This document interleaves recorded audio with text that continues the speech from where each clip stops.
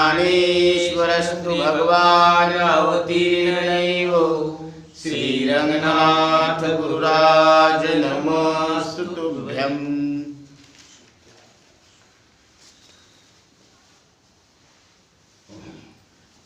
उपजता गर्भ अंध जया नाही प्रकाशु, पूर्वी तो योग भ्रष्टू चुकवी गर्भवासु। गुरुवचनी भजे पुत्रा परब्रह्मी करी वासु। अमृत सेवी पारे जनी होसी उदासु। परिधी मदालसा सोम जो जो रे बाळा, निज ध्यान निज पारे लक्ष लागू दे डोळा। आज परमपूज्य हरिभक्त परायण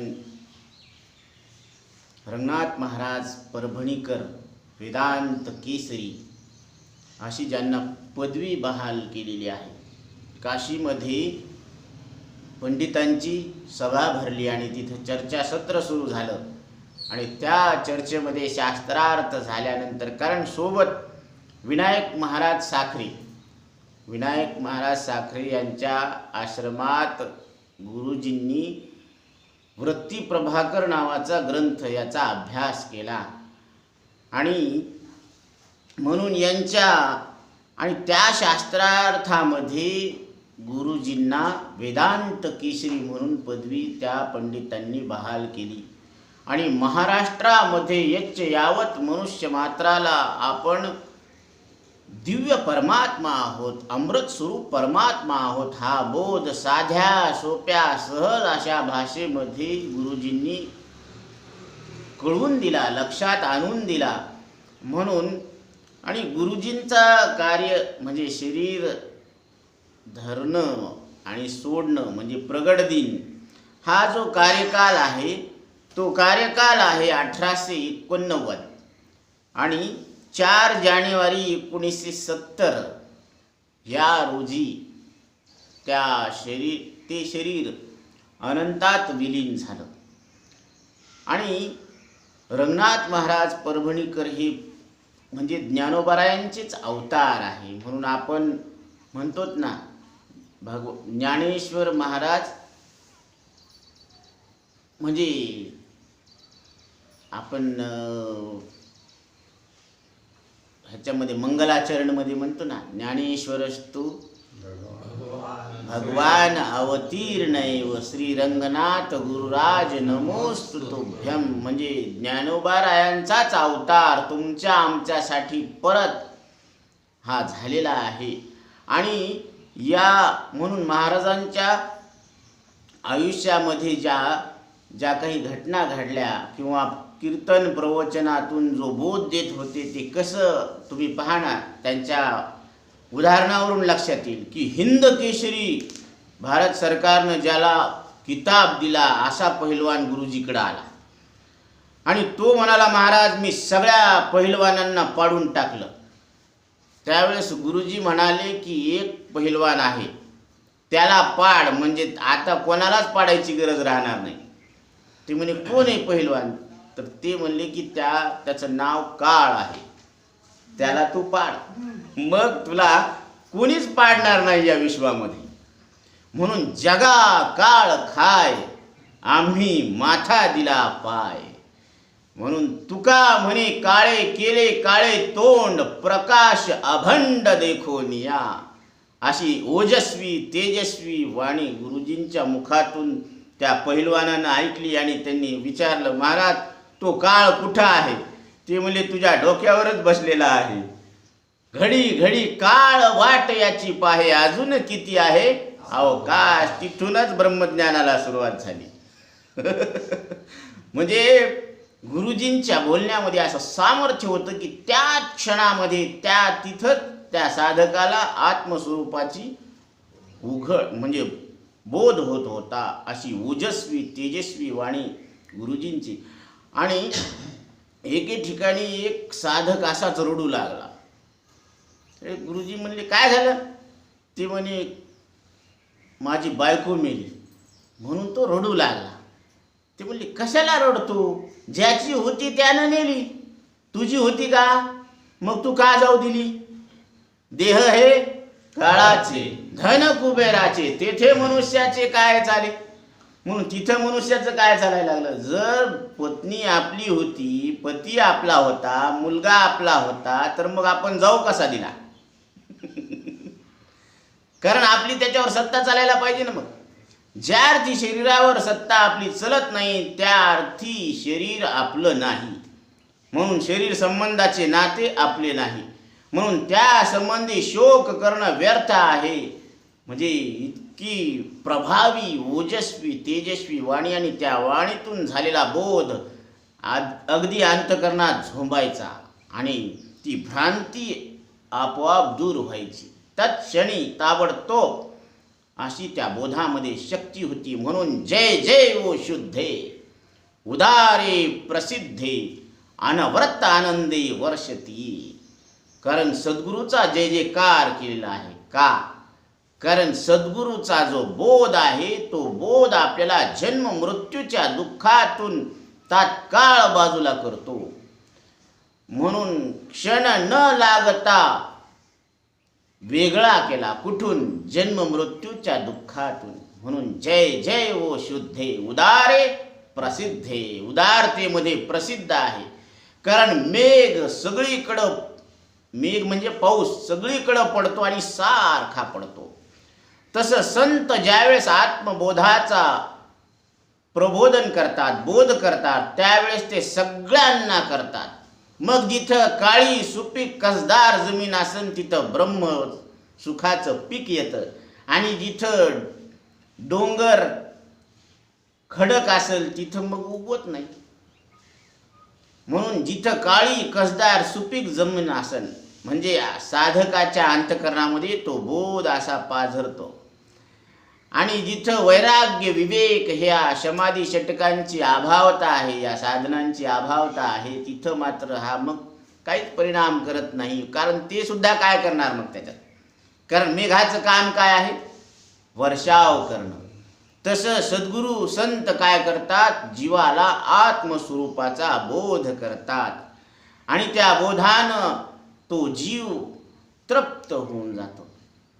म्हणून अनवरत आनंदे वर्षती. सद्गुरू कसे आहेत, अनावरत चैतन्य आहेत. म्हणजे त्यांना आपल्या स्वरूपाची भ्रांती नसते. आणि ज्या सद्गुरूला आपल्या स्वरूपाची भ्रांती नसते तेच आपल्या अंतकरणातली भ्रांती दूर करू शकतात. म्हणून श्रोत्रिय, ब्रह्मनिष्ठ आणि दयाळू अशा लक्षणांनी युक्त सद्गुरू आहेत. आणि त्या लक्षणांनी युक्त असल्यामुळं आपल्या ठिकाणी असलेला भ्रम दूर व्हायला किती वेळ लागणार आहे. म्हणून गुरुजी ज्यावेळेस पंढरपुराच्या वाळवंटामध्ये कीर्तन करायचे, प्रवचन करायचे, त्यावेळेस त्यांचं उघड आव्हान असायचं. वाळवंटामध्ये तुळशीची माळ हातात घ्यायचे गुरुजी आणि सांगायचे की तुम्ही न मरणारे परमात्मा आहोत असं सिद्ध करून दाखवतो. तुम्ही आमचे शिष्यही होऊ नका, नाहीतर तुम्ही हा 3.5 हाताचा मांसमय देह आहे असं सिद्ध करून दाखवा, आम्ही तुमचे शिष्य होतो. काय आव्हान आहे, आव्हान. म्हणून ज्ञानोबरायांचे एक आव्हान आहे. काय, श्रवणाची निमिषे बैसावे येऊनी, साम्राज्य भुवनी सुखी नांदे. तरी अवधान ऐकले दिजे, मग सर्व सुखाशी पात्र होईजे. हे प्रत्युज्ञोत्तर माझे उघडाय का. मी प्रतिज्ञा घेऊन सांगायला लागलो की तुम्ही फक्त श्रवणाच्या निमित्तानं इथं येऊन बसा आणि या शब्दाच्या अर्थाकडे लक्ष द्या. लक्ष देणं हीच पात्रता आहे, अधिकार आहे. आणि लक्ष न देणं हीच अपात्रता आहे, अनाधिकार आहे. तरी अवधान ऐकले दिजे, मग सर्व सुखासी पात्र होईजी. हे प्रत्युज्ञ उत्तर माझे उघडाय का. ज्ञानोबराय प्रतिज्ञा घेऊन सांगायला लागले, म्हणजे आव्हानात्मक भूमिका वापरली. आणि गुरुजी सुद्धा हीच आव्हानात्मक भूमिका वापरतात की तुम्ही तुम्हाला 3.5 हाताचा मांसमय देह आहे हे सिद्ध करून दाखवा, आम्ही तुमचे शिष्य होतो. नसता आम्ही तुम्हाला तुम्ही न मरणारे परमात्मा आहेत हे सिद्ध करून दाखवतो, तुम्ही आमचे शिष्यही होऊ नका. काय व्यापक भूमिका आहे, काय आव्हान आहे. आव्हान असं असावं, आत्ता इथं तुम्ही न मरणारे परमात्मा आहात. कारण हा 3.5 हाताचा देह मांसमय आहे आणि आपल्या सत्सद विवेक बुद्धीला पटतं का की आपण मांस आहोत. आपण वारकरी संप्रदायामध्ये आपल्याला हा देह मिळालेला आहे. मांस खाणं वाईट आहे, बरोबर, पाप आहे. आणि मांसमय देहाला मी म्हणणं हे त्याच्यापेक्षा वाईट आहे, पाप आहे. म्हणून भगवान शंकराचार्य सांगतात, देहात्म बुद्धिजम पापम न तद गोवत कोटीभिः. या मांसमय देहाला मी समजणं हे कोटी गायी मारल्याचं पाप लागतं. आणि आत्माहम बुद्धिजम पुण्यम न भूतम न भविष्यती. आणि मी आत्मस्वरूप ज्ञानस्वरूप आहे असं लक्षात घेणं, याच्या इतकं पुण्य न माग झालं न पुढं होणार आहे. म्हणून देह नव्हे मी हे सरे, उरला उरे विठ्ठल. किती वेळ लागला भ्रांती जायला. कारण भ्रांती ही विस्मरणातून झालेली आहे. आपल्याला आपल्या आत्मस्वरूपाचा विसर पडलेला आहे आणि तो विसर पडलेला असल्यामुळं आपल्याला असलेलं सुख लक्षात येत नाही. हृदयात राम प्रगट आहे, आता आहे, इथं आहे आणि ते रामरूप तुम्ही आहात, पण लक्षात का येत नाही. जया वाटली असता बुद्धी, विषय सुखची परमावधी, जीव तैसा उपाधी आवडे लोका. कारण ही बुद्धी आपल्याला आपल्या आत्मस्वरूपाकडं जाऊच देईन. इंद्रियाद्वारे शरीर जगाचं ज्ञान झालं की ते म्हणा सत्य आहे, म्हणते जग सत्य. मी 3.5 हाताचा देह नावाचा, गावाचा, जातीचा, वंशाचा, कुळाचा म्हणतोच ना आपण, कबूल करतो, आपण केलेलंच आहे की आपण जातीचे आहोत, नावाचे आहोत, कुळाचे आहोत. बरं, एवढंच नाही, इतक्यावर थांबलो का आपण रंगाची, रूपाची. म्हणून गुरुजी गंध लावायचे ना आरसासमोर कधीच घेत नव्हते. महाराज नेहमी सांगत असतात, गुरुवर्य बापूराव महाराज परतूरकर सांगतात की गुरुजी ज्यावेळेस गंध लावायचे ना तर ते असं गोपीचंद उघडायचे आणि एकदा असं केलं ना झालं गंध लावून, आरसाच घेत नव्हते समोर. म्हणजे इतकी विरक्ती आणि शरीराबद्दल साक्षी भाव अख्ख्या महाराष्ट्रामध्ये. म्हणून त्या चर्चासत्रामध्ये गुरुजींना वेदांत केशरी ही पदवी मिळाली आणि त्यांनी बोले तैसा चाले त्याची वंदावे पाऊले.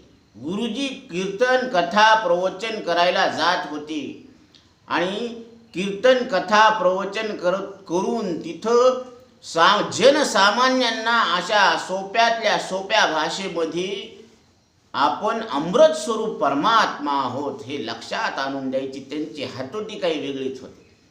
त्यांच्या कोट्या असायच्या. ते म्हणायचे की पाणी ज्याला पोहता येत नाही ना ते पाणी त्याच्या बोकांडीवर बसतं, पोहता येत नाही त्याला. आणि ज्याला पोहता येतं ना ते पाण्यावर बसतं. तसं ज्या अंतःकरणामध्ये अज्ञान आहे ना तर त्या जीवावर संसार बसतो आणि ज्या अंतःकरणामध्ये ज्ञान प्रगट झालं ना आत्मस्वरूपाचं की तो संसारावर बसतो. म्हणजे चित्ताचे आसन तुका करीतो कीर्तन. म्हणजे मन काय झालं, उन्मन झालं. मन काय झालं, उन्मन. उन्मन शब्दाचा अर्थ काही उन नाही आणि मन नाही राहिलं. उन राहणं म्हणजे कमीपणा नाही राहिला आणि मन राहणं म्हणजे मन रूपानं न राहणं. मिठाचा खडा पाण्यात सोडला नोहे सारिता निराळे, लवण मेळविता जळे. मग तो बाहेर काढता येतो का मिठाचा खडा? तुका म्हणे गंगा सागर संगमी, अवघ्या झाल्या उर्मी. एकमय म्हणजे नदी समुद्राला जाऊन मिळाली, आता परत तिला वेगळं काढता येतं का? नाही काढता येत. तसं आपण आपल्या आत्मस्वरूपाची एकदा ओळख करून घेतली तर ते मन आता बाहेर येतं का? येतच नाही. मन हे राम झाले, मन हे राम झाले, प्रवृत्ती ग्रासुनी कैसे निवृत्तीसी आले. कारण हे मन एकदा ज्ञान अग्नीमध्ये भाजलं की ते उगवत नसतं. मन भाजलं म्हणजे प्रारब्ध क्रियमान आणि संचित हे जळून खाक झाले. आता कर्मच नाही आणि फलच नाही तर मग जन्म कोण देणार? म्हणून बीज भाजूनी केली लाही, आम्हा जन्म मरण नाही. हे सूक्ष्म देहातलं 16वं तत्व मन, हे मनच काय आहे? बंधनाला कारणीभूत आहे आणि हे मनच मोक्षाला कारण आहे. मनैव कारणम बंध मोक्षयः. मन गुरु आणि शिष्य करी आपुलेची दास्य. मन आपलंच गुरु आहे आणि मनच आपलं शिष्य आहे. जर मन आपल्याला आत्मस्वरूपाबद्दल चिंतन करत असन, भ्रांती दूर करत असन, तर ते मनच आपलं कोण आहे? गुरु. आणि मनच आपलं शिष्य. म्हणून या मनाला आपण सद्गुरूच्या चरणाची सेवा करण्यामध्ये गुंतवावं. कारण तनु मनु जीवे चरणासी लागावे, अगर्वता करावे दास्य सकळ. गुरुचीच सेवा का करावी? कारण गुरु तेथे ज्ञान. गुरु म्हटलं की तिथं ज्ञान आहे आणि त्यांना ज्ञान आहे. त्या ज्ञानाचा आम्हाला काय फायदा? ज्ञानी आत्मदर्शन. त्यांच्या ज्ञानानं आपल्याला आपण आत्मा होत असं आत्मरूपानं आपल्याला आपलं दर्शन होत असतं. आणि त्या दर्शनातून दर्शनी समाधानाची जैसे. आणि त्या दर्शनातून आपल्याला समाधान प्राप्त होतं. असलेलं समाधान कळत असतं. कारण सगळ्यांची जी वेगानं प्रवास चालू आहे ना, सगळ्यांचा कशासाठी आहे? समाधानासाठी आहे. म्हणून समाधान मिळवण्यासाठी सगळे प्रयत्न करायला लागले. आणि सद्गुरू सांगतात की तुझं स्वरूप आहे समाधान. इकडं तिकडं भटकायची गरज नाही. कस्तुरी छिपे कुंडल में मृग धुंडे बनमाही, वैसे घट घट में है राम दुनिया जानत नाही. कस्तुरी हरणाच्या पोटातच असते, पण त्याला वाटतं की समोर आहे कारण वास येतो ना. ते परत पुढं चलत ते असं पळता ते प्राणाला मुकत. वैसे घट घट में है राम दुनिया जानत नाही. तसं प्रत्येकाच्या हृदयामध्ये राम प्रगट आहे, परंतु त्याच्या स्वरूपाची ओळख आपण करून घ्यायला तयार नाही. कारण ही बुद्धी आडरानात शिरलेली आहे आणि आडरानात शिरल्यामुळं असलेलंच तत्व आपल्याला लक्षात येत नाही. म्हणून जया चेनी वाक्य उजीवडे, ज्याच्या वाक्यानं आपल्याला उजडतं. काय म्हणून? झाले चित्त निधडे. ते अंतकरण कसं होतं? निधड होतं, बिनधास्त. त्याच्यामध्ये कुठल्याच प्रकारची भीती राहत नाही. जसं स्मशानातून जात असताना आपल्याला भीती राहते का? दिवसा नाही राहत. आणि रात्री स्मशानातून जायचं म्हणलं की राम राम राम राम राम राम राम आधीच सुरू होते. अजून गेलं बी नाही. म्हणजे भीती रात्रीची काय आहे? भीती आहे. स्मशान म्हटलं की तिथं मग भीती वाटते. आणि मग तिथं जायचं म्हणल्यावर तसं अज्ञानाच्या पोटामध्ये काय आहे? 184 जन्म मृत्यूचं दुःख आहे. आणि ते अज्ञान सद्गुरूच्या संगतीत आलं की काय होत असतं? ते कारणासहित दुःखाची निवृत्ती आणि परमानंदाची प्राप्ती होत असते. म्हणजे अज्ञान समूळ जात असतं, मुळासकट जात असतं. अज्ञान अवघे हरपे, विज्ञान निशेष करपे, मग ज्ञान ते स्वरूपे होऊन ठाके. विषय ज्ञान, विज्ञान म्हणजे काय? विषय ज्ञान सुद्धा बाधित होत असतं तिथं. अज्ञान तर निवृत्त होतच, कारण स्वस्वरूपाचं अज्ञान म्हणजे न कळणं, म्हणजे मी एक आहे, नित्य आहे, सत्य आहे, आनंदरूप आहे, याचा आपल्याला विसर पडला. आणि नित्यत्वाचा विसर पडल्यामुळं आपण अनित्य असलेल्या विषयाच्या नादी लागलो. आनंदाचा विसर पडल्यामुळं आपण विषयामध्ये आनंद शोधायला लागलो. एकत्वाचा विसर पडल्यामुळं आपण अनेकापासून झालेल्या एकत्र शरीराला एक समजून मी समजायला लागलो. देह हा पाचाचा आणिला उसना शेकी, ज्याचा त्याशी देणे लागे. हा ज्याचा त्याला द्यावाच लागणार आहे.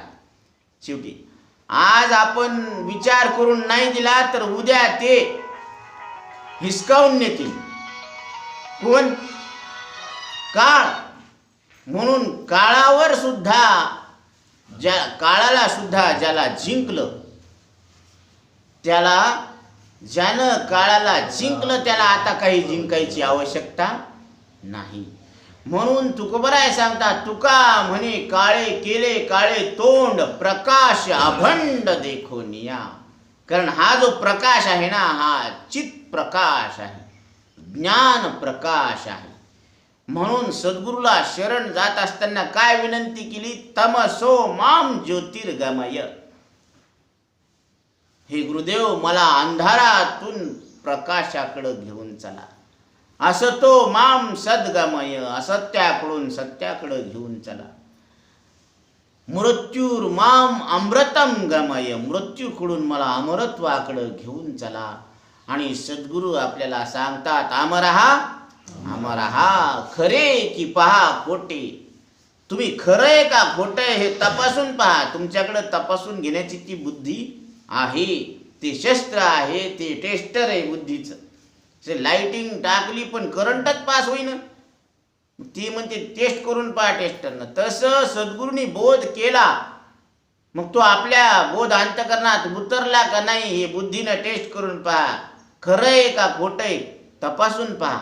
न म्हणा देह माझा ऐसा, मग भरवसा कळेल. या मरणाऱ्या देहाला मी, माझं आणि खरं समजणं सोडा. म्हणून आत्ता इथं तुम्ही न मरणारे परमात्मा आहात असं लक्षात यायला उशीर लागत नाही. किती उशीर लागतो? अहो, साधं मूल व्हायला 9 महिने 9 दिवस लागतात. किती? 9 महिने 9 दिवस आईच्या गर्भामध्ये या शरीराची रचना झालेली आहे. 9-10 मास बुनन को लागे, अष्टकमल का चरखा बनाया, 5 तत्व से बुनी अष्टधा प्रकृती. आणि या पंचतत्वापासून हे शरीराची निर्मिती झाली. म्हणून तुलसीदास सांगतात, काय सांगतात? क्षितिजल पावक गगन समीरा, प्रगट सो तनु अधम शरीरा. म्हणजे पृथ्वी, पाणी, अग्नी, वायू आणि आकाश या पंचतत्वापासून या देहाची निर्मिती झालेली आहे. भगवान शंकराचार्य सांगतात, न भूमिर्न तोयम न तेजो न वायू न खम नेन्द्रियम वाम न तेषां समूहा, अनेकंतिकत्वात् सुषुप्तैक्य सिद्धा, तदैको वसिष्ठा शिवो केवलोहम.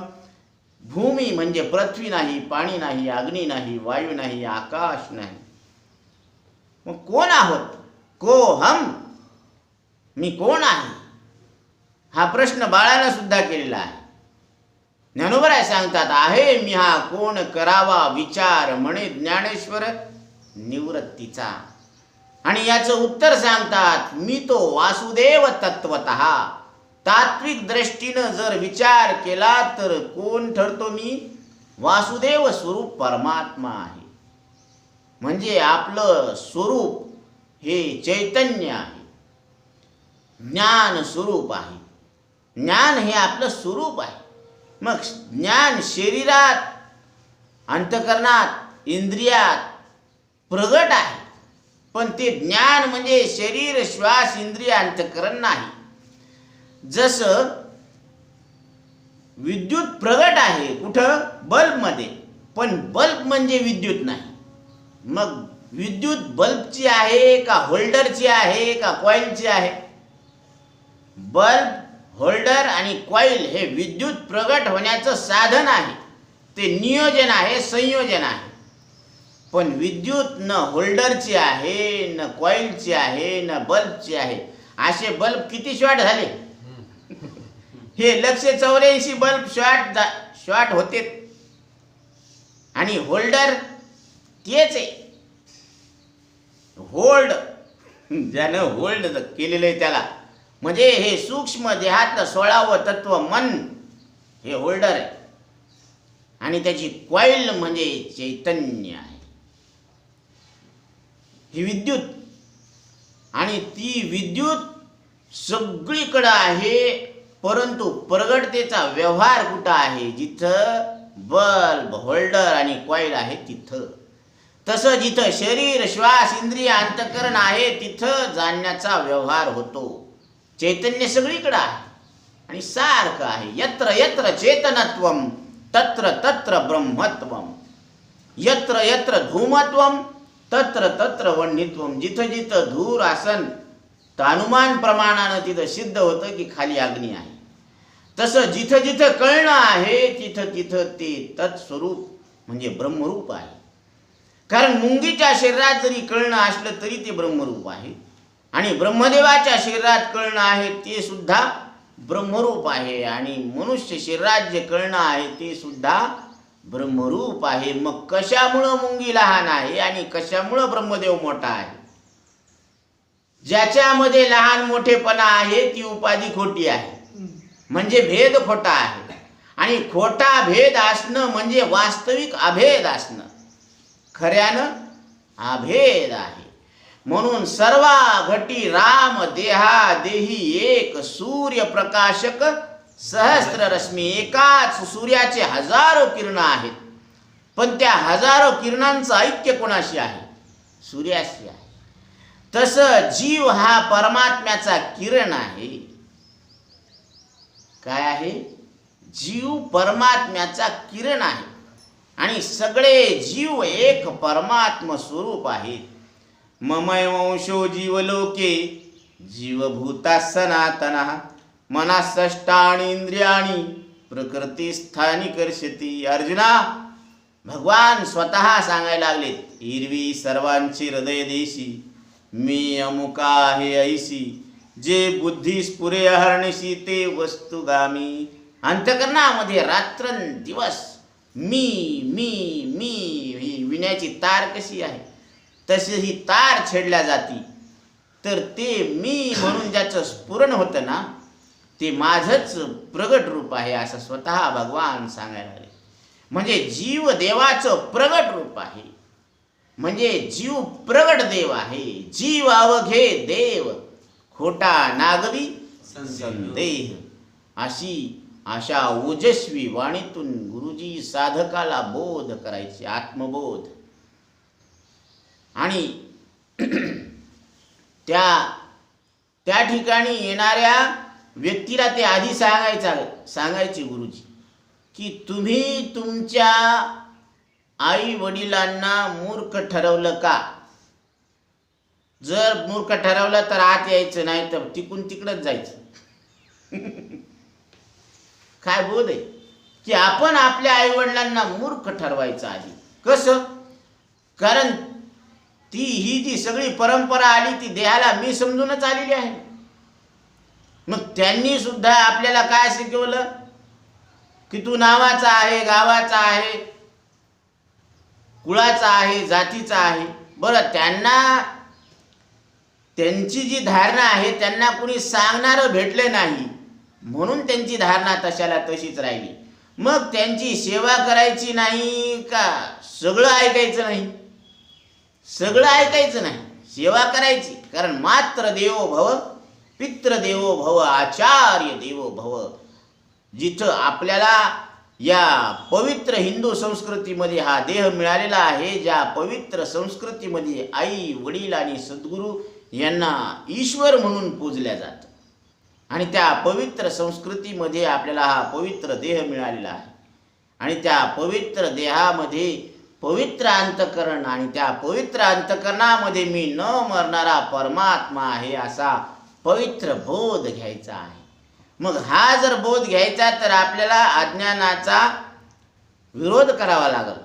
म्हणून आईवडिलाच्या अंतकरणात अज्ञान असतं, म्हणून त्यांचं बोलणं ऐकायचं नसतं आणि सेवा करणं सोडायचं नसतं. यायला म्हणलं वेगळं निघा, तुम्हा सांगते वेगळं निघा आणि वेगळं निघून संसार बघा. तर हे म्हणले महाराजच म्हणले वेगळं निघा, हे मायबापातूनच वेगळं निघालं. येडं आहे का रे? यायला सांगितलं की तुम्ही वेगळं कशातून निघा बाबा, तुम्ही शरीर नाही, श्वास नाही, इंद्रिय नाही, अंतकरण नाही, असं तुम्ही याच्यातून वेगळं निघा. ते मायबापातूनच वेगळं निघालं ना. तुम्हा सांगते वेगळं निघा आणि वेगळं निघून संसार बघा. म्हणून आईवडिलाच्या अंतकरणामध्ये अज्ञान आहे, याच्यात त्यांची काय चूक आहे? त्यांना कोणी सांगणारं मिळालं नाही किंवा त्यांनी विवेक केला नाही. मग आपण सद्गुरूला शरण गेल्यानंतर जो बोध होतो तो आपल्या आई वडील भाऊ बहीण सगळ्यांना सांगावं. कारण अज्ञानी लावावे सन्मार्गासी, मार्ग जया कळे भाव भक्ती बळे. अज्ञानी लावावे सन्मार्गासी. म्हणून आई सांगते बाळा, अशा पद्धतीनं तू